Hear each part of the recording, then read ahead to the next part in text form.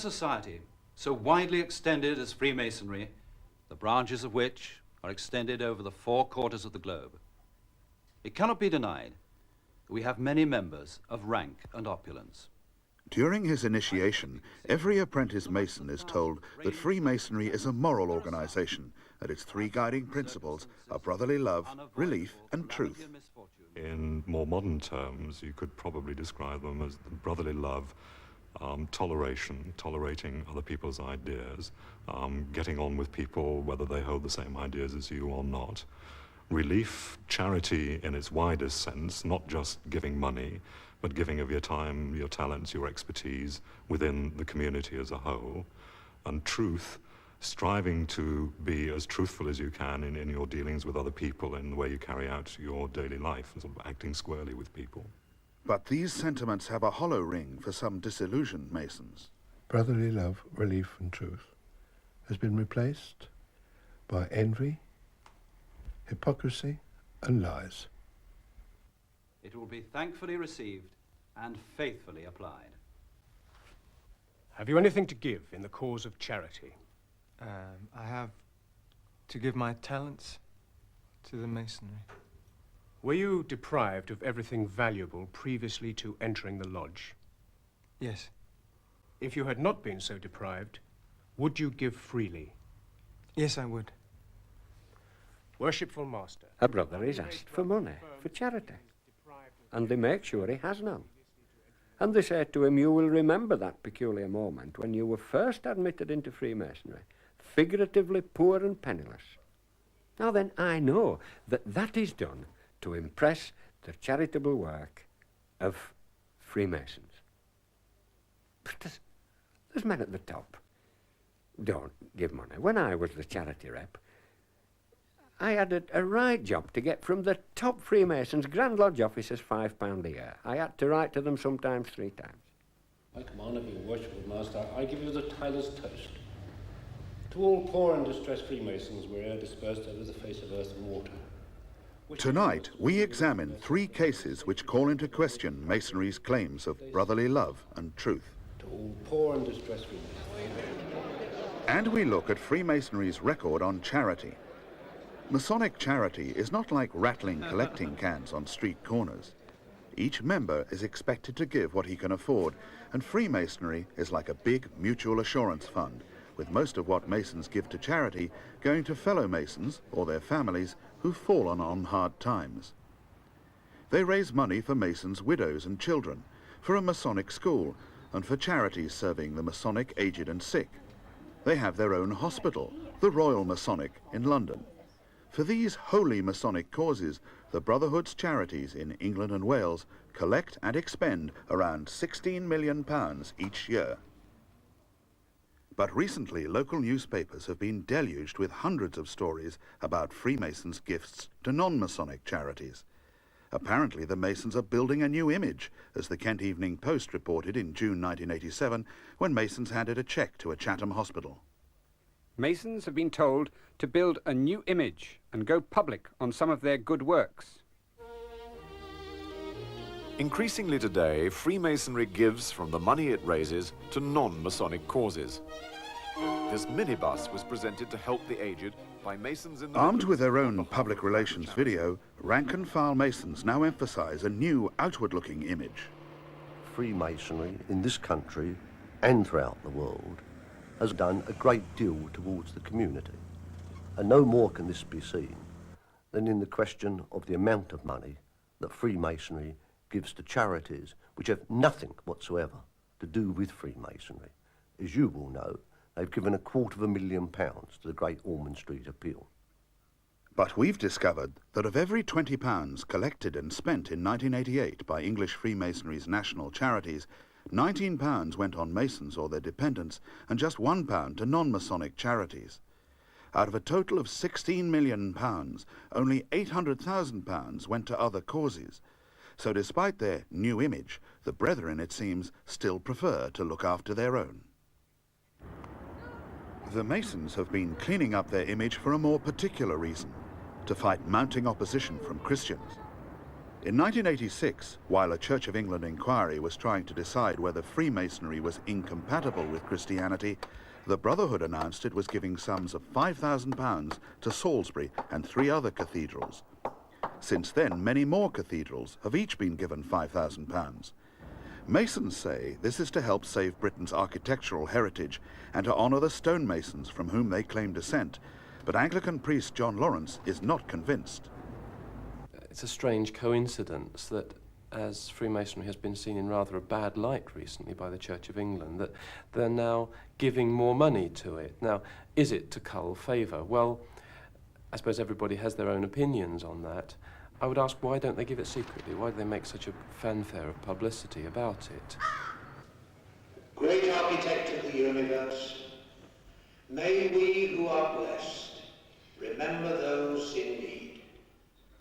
The truth is that for all its talk of charity, Freemasonry is mainly a social club, and each lodge is a meeting place where men of substance eat, drink and discuss common interests. At local and national level, they probably give an average of £10 a head to non-masonic causes, but this pales into insignificance compared with the hundreds of pounds each Mason spends every year on Masonic wining, dining and dressing up. I think you can truthfully say that it's no use becoming a Freemason if you haven't got a bob or two. Because if you go to your Masonic lodge and you pay for your meal, and then you go to the installations and the ladies' evenings and all the other social functions, they're not cheap, you see. Not cheap at all.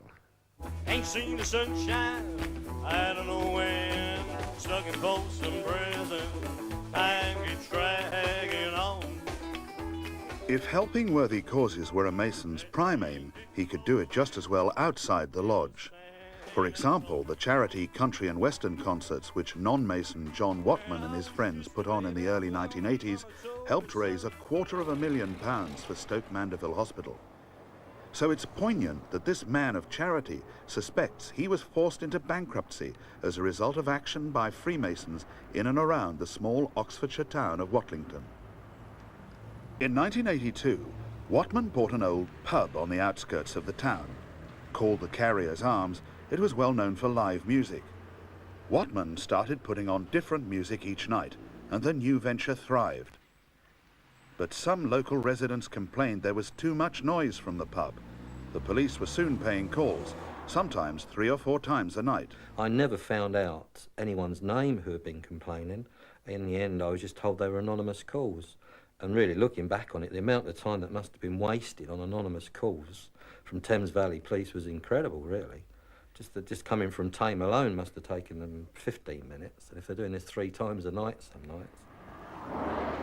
A pub's drinks licence must be renewed every year. But when Watman's came up for renewal, he found out that a hostile petition had been raised in the name of a ratepayers association. He started a counter-petition, but 2 local traders told him they couldn't sign because they were in the same Masonic lodge as the man organising the petition against him, Robert Hilton. This connection was later confirmed by a confidential Masonic directory which lists Robert Hilton as a past master of Watlington's Icknield Way Lodge. It also names the 2 traders who refused to sign Watman's petition and 3 more of his neighbours. Mr. Hilton says he organised the petition on behalf of other residents, not for himself, and denies that Masons were ganging up on Watman. But Watman's drinks licence was renewed. So was his music licence, after council tests proved the music did not reach nuisance level.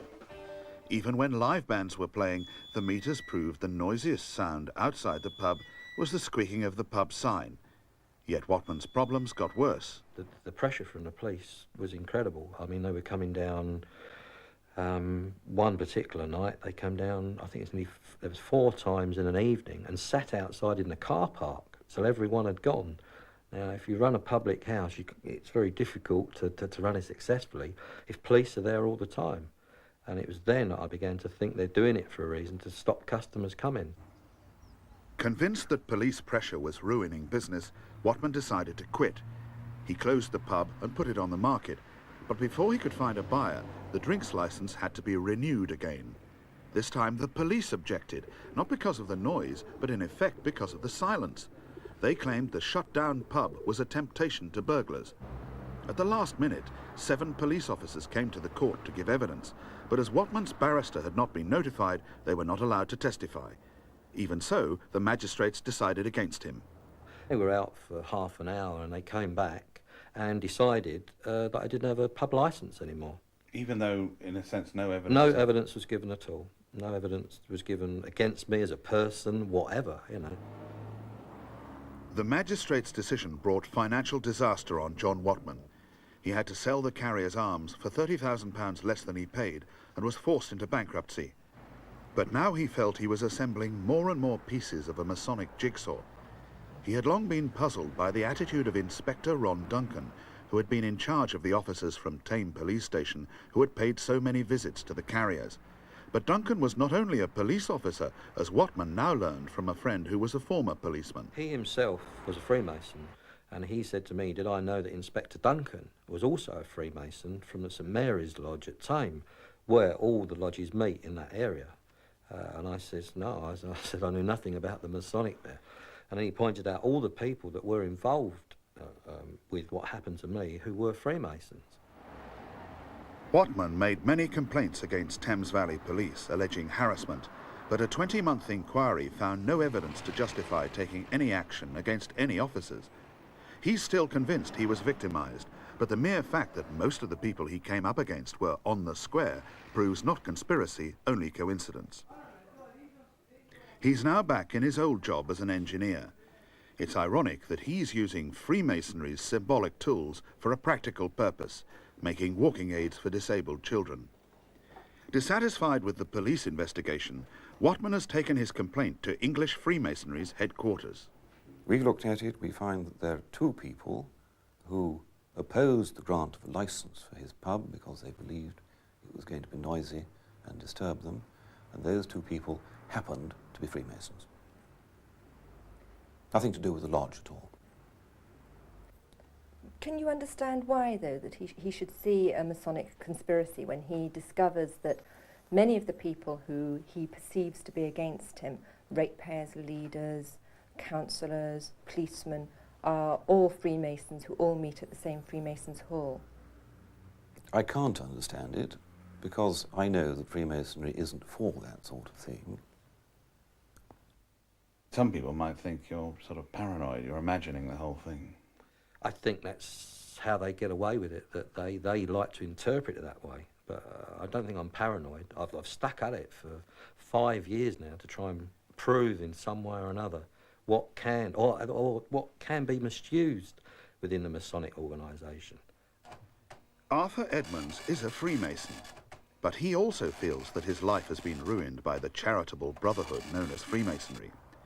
He and his wife Joyce were running a travel firm called Cruise Drive Tours Limited in the 1970s, when friends suggested that they should organise cruises for Masons and their families. You seriously declare that unbiased by the improper solicitation of friends against your own inclination, and uninfluenced by mercenary or other unworthy motive, you freely and voluntarily offer yourself as a candidate for the privileges and mysteries of Freemasonry?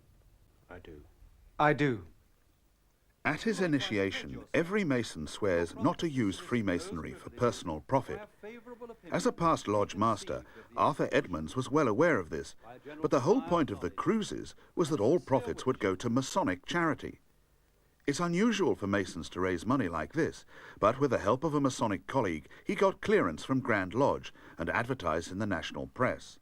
The first cruise was a huge success, and a second was needed to meet demand, but Edmonds was steaming into troubled waters.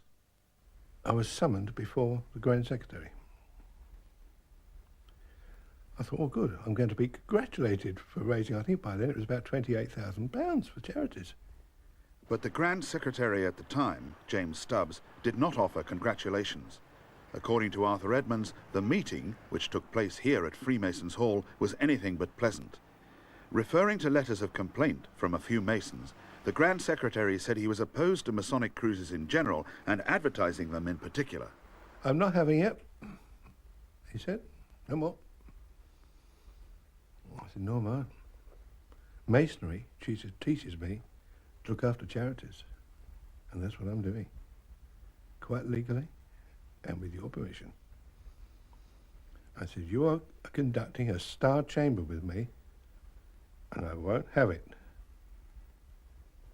With that, I walked out of his room. Grand Lodge then dropped a bombshell in the quarterly communication or newsletter which it sends to every English Mason. It stated, "The board wishes to make it clear that recent advertisements and circulars about so-called Masonic cruises do not have its approval or sanction. The board strongly deprecates the association of Freemasonry with commercial ventures and does not consider that any statement that profits from such ventures will be devoted to Masonic charity affects this situation." For Arthur and Joyce Edmonds, this was catastrophic.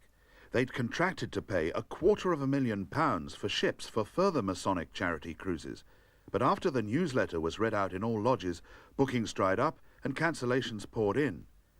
Edmonds was not just under attack from Grand Lodge. The very charities which had taken the money from his cruises were now denying they'd ever got any. All of a sudden, we were having cheques returned by the charities. They wouldn't accept them.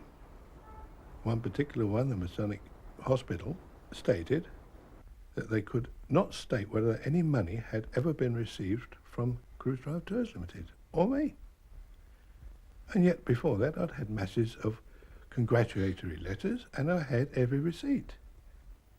15 years earlier, Edmonds had been charged with deception and fraud in connection with another business. He says he was framed, but his barrister had strongly advised him to plead guilty and he was sentenced to 3 years in jail. The implication now that he had pocketed money destined for charity was like history repeating itself. I myself called in Scotland Yard Fraud Squad and made them check all the books. I asked the Department of Trade and Industry to check all the books with all the bank statements and all the checks. The fraud squad found nothing wrong, and for years Edmonds tried to clear his Masonic reputation and get a fair hearing from Grand Lodge. Eventually, the new Grand Secretary, Michael Hyam, responded in a letter that he'd seen no evidence that any charity money raised by Edmonds had been misapplied. But this didn't solve Edmonds' problem. I couldn't contact all the Masons in England. So I asked him to produce that letter or a statement in the Grand Lodge quarterly communication, which itself had ruined me. Refused.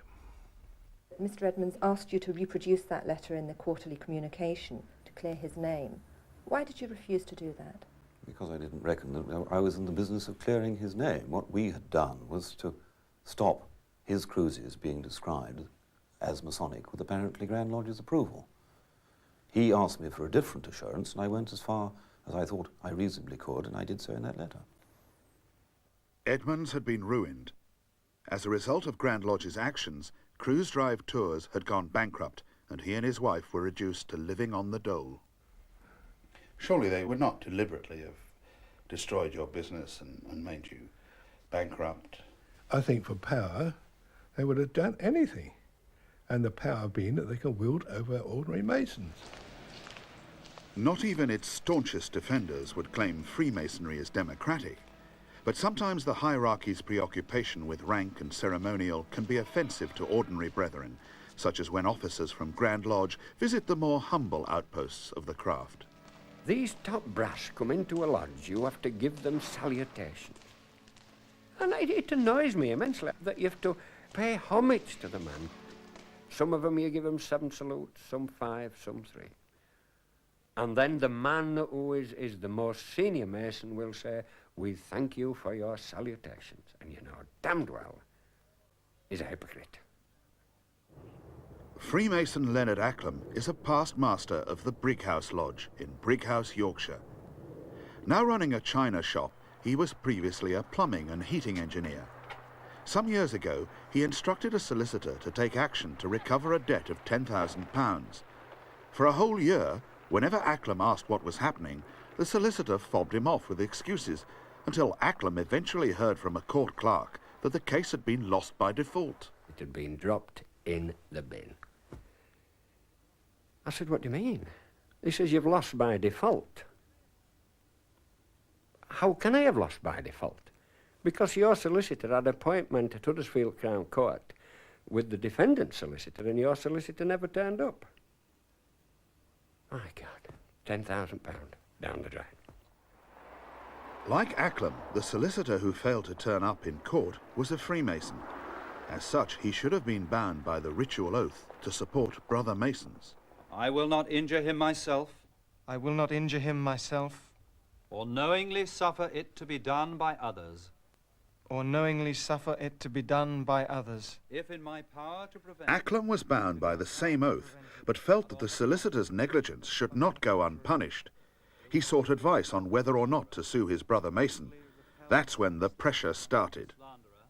Shortly after that, I was paid a visit in my place of business by a very high-ranking Freemason, very high-ranking, and told that if I started any action against this particular solicitor, I would lose a lot of friends. I was told I had to look on it in a true Masonic manner and forget it. After all, you can afford it. Now then, he doesn't know whether I'm skint, whether I have two halfpenny stood up together or what. The high-ranking Mason was Sir Herbert Redfern, Grand Officer of English Freemasonry and a former chairman of the National Union of Conservative and Unionist Associations. Why on earth would he see fit to interfere in a private dispute? To protect his own Masonic member. Nothing anymore. You see, I'm a nobody. I'm not a high-ranking Freemason. I'm the fellow with the pick and shovel that does the work. If you see what I mean. I mean, these are the fellows that go and sit on the top table and shout how wonderful Freemasonry is, and then go back to the hypocrisy when they've taken their Masonic pinny off and the Masonic collar and the Masonic gloves. Acklam was so outraged by Redfern's interference in a private dispute and the use of Masonic pressure that he protested to the Provincial Grand Lodge and then to Grand Lodge in London. An internal Masonic inquiry has just been set up, but Sir Herbert's now dead, and it's 8 years since Acklam first complained about attempted Masonic blackmail. Why do you think Grand Lodge and the Yorkshire West Riding have done nothing about it? Because of the rank of the man involved. I mean, he was closely associated with the Prime Minister, Cabinet Ministers. He's a very, very top man, was a top man. He's chairman of the magistrates. He's a very top man, not only a top Freemason, but a man with muscle, if you like. Mr. Acklam, in a general sense, says that he believes that there is one law for those at the top of Freemasonry and that the rank and file are treated in a totally different way. How do you react to that charge? I don't think that I can agree with it. At least in theory, the thing happens the same for everybody. And we are still trying to find out what Mr. Acklam is, the truth of Mr. Acklam's complaints. In practice, is everybody treated the same? I'd like to think so. Like John Watman and Arthur Edmonds, Leonard Acklam is typical of hundreds of people, many of them staunch Masons, who believe, rightly or wrongly, that the Brotherhood has interfered with their business or destroyed their livelihood. Sometimes truth, relief and brotherly love seem a bit thin on the ground. I believe that the ordinary members of Freemasonry, generally speaking, you'll always find the black sheep, are genuine and good. But the higher they get in the rank, the more they seem to change, to become little Hitlers. They're just little dictators who tell you what to do and will not listen to a single word. They don't even ask your defence till afterwards. Brotherly love, relief and truth. That is Freemasonry. And I'm afraid we've too many men at the top who do not believe in brotherly love, relief and truth. They believe in themselves. What is in it for me?